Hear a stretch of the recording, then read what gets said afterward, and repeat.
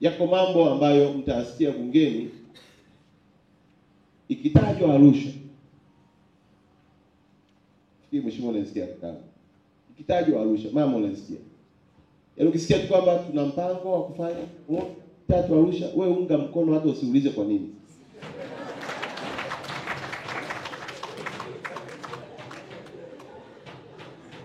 Baadaye ukiona wanauliza maswali mengi, unasema wewe nipigie simu, hebu niambie bro, hivi hii kitu gani? Tumeshakubali huku lakini kwa sababu huku ni kwa ndugu zenu. Kwa hiyo chochote kile kitakachotajwa kuhusiana na mkoa wa Arusha kwa ajili ya bajeti 2025-26, waheshimiwa wabunge, naomba ungeni mkono bila kuhoji, kwa sababu nia ya Daktari Samia na wananchi wa mkoa wa Arusha ni njema kwa taifa letu. Tuna matarajio na mtasikia kwenye bunge lijalo na bajeti, mkoa wetu utakuwa miongoni mwa mikoa itakayokwenda kunufaika na kujengewa SGR. Kwa sababu kabla ya uwekezaji wa Daktari Samia pale Tanga, bandari ya Tanga ilikuwa ni ya 3 kwa kuingiza na kutoa mizigo kwenda nje ya nchi. Lakini Daktari Samia ameweka uwekezaji wa bilioni 400. Umeifanya bandari ya Tanga imekuwa ya 2.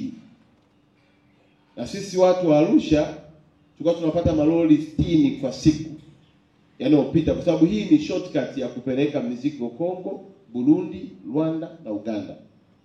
Na matokeo yake sasa tumetoka kwenye malori 60 kwa siku tumekwenda kwenye malori 600 kwa siku. Maelekezo ya Daktari Samia si tu kwa ajili ya Arusha. Ameelekeza pia Tanga ijengwe standard gauge itakayotoka Tanga kwenda Msoma almost karibia kilomita 500, na kutoka pale Msoma kwenda Uganda ni kilomita 160.